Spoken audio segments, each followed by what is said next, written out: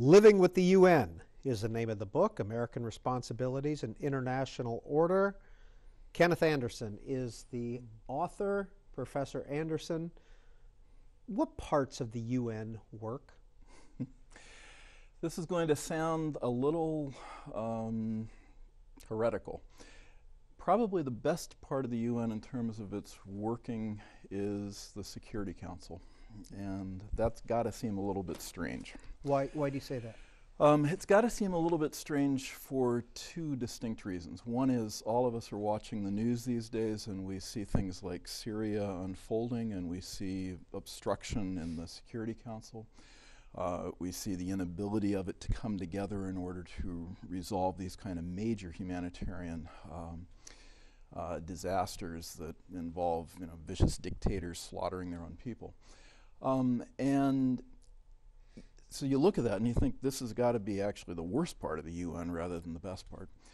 But the reality is that the Security Council is operating to a fair extent as its framers intended, meaning that they had a pretty good idea when they created this in 1945. They knew what they were trying to fix, and what they were trying to fix was the pre-World War II League of Nations, in which everybody got the same vote, everybody got the same voice, everybody had the same impact. The big countries, the little countries, the powerful countries, the not so powerful, the good, the bad, the whole thing.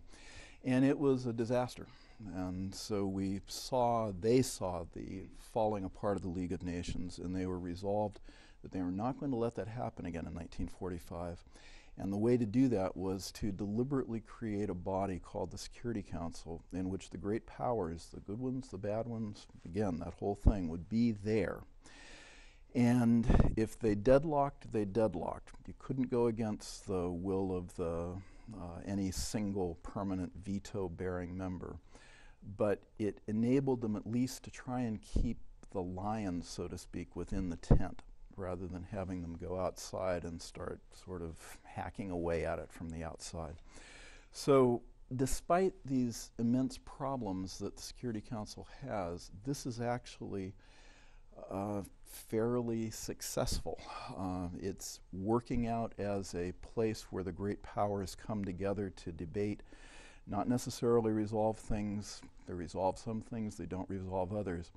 But it's actually, in many respects, a success story rather than a failure.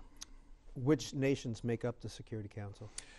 Well, the Security Council has 5 permanent members, and these are the victors of World War II.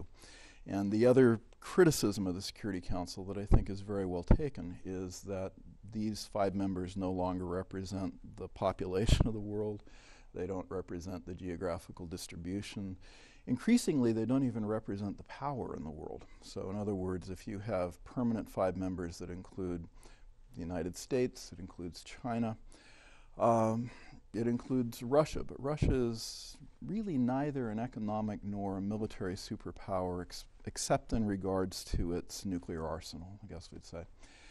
And then we have France and Britain, and here we have 2 very much medium powers that are not economic heavyweights in the world, and yet still exert a great deal of force in world affairs, exert a great deal of influence in world affairs. But a large part of that is actually leveraged by their role on the Security Council itself. But we have no India, we have no Brazil, we have no party from outside of this kind of frozen group. And this is, I think, an enormous problem for the Security Council, and one that there is probably no structural way to overcome.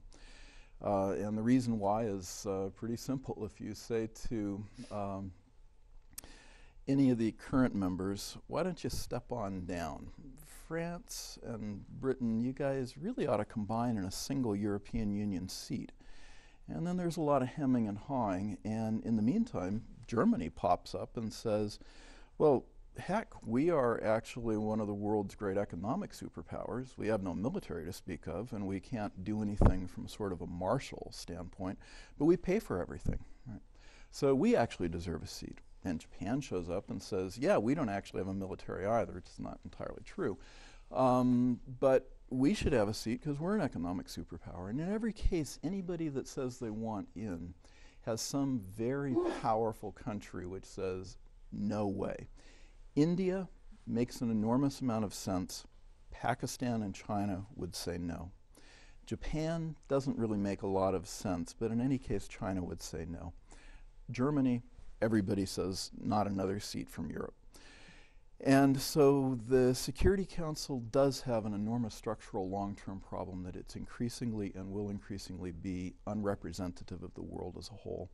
And that, I would say, is going to be its biggest problem. It invites rising new powers that feel like they don't have a seat at the permanent seat at the table to wind up trying to make other arrangements that kind of contract around the Security Council and try to find other ways to do things, not all of which are such great ideas from the standpoint of the United States or the Western democracies. Well, Professor Anderson, aren't there revolving members that Yes. join the Security Council as well? Yes, and we oftentimes neglect them. I just did, actually, in my statement about this. And so we've got 15 members, and they are rotating. And as with other things at the UN, these rotations are, generally speaking, not contentious because they just rotate on a completely fixed kind of geographic basis. There's sort of an order, and so there's not as much fighting as you think there might be over membership. And it is important to understand that you do actually require a vote not just of the P5, but you've got to get a super majority of the 15 members at that moment to agree in order for Security Council action to go forward.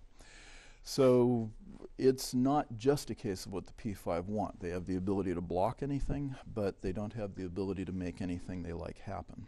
What does the P stand for?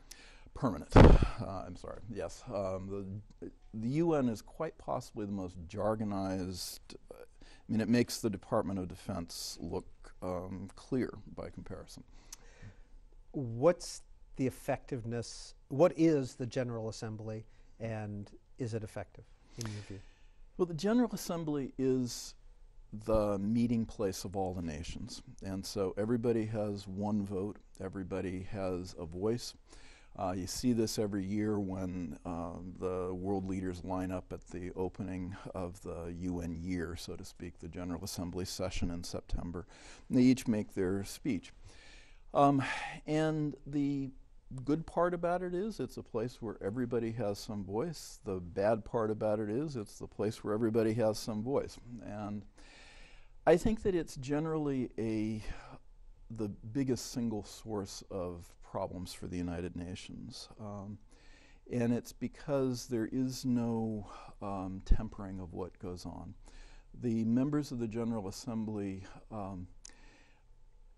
both have no capacity to pass truly binding law. So in other words, what the General Assembly passes are resolutions that do not carry the force of command. And at the same time, they also bear no responsibility for anything. So it's the ultimate kibitzers club, and kibitz they do. And frankly, from a U.S. standpoint, much of what they want to do is not just wasteful and not just, it's not just waste but wickedness. So there's an awful lot of things that the UN General Assembly would like to see go forward, or important sectors of the UN General Assembly would like to see go forward, that are really quite bad things.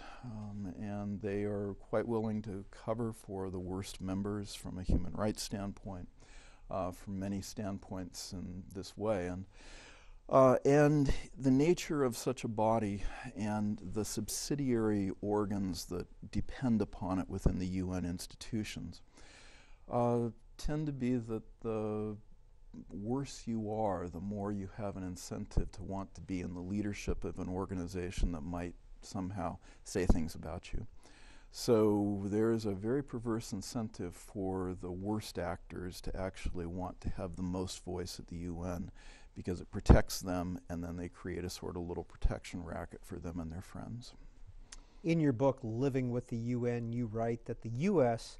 should seek a buyout of the UN that works and containment of the UN that doesn't. What do you mean? What I mean by that is that the General Assembly and its appendages, by and large, are hostile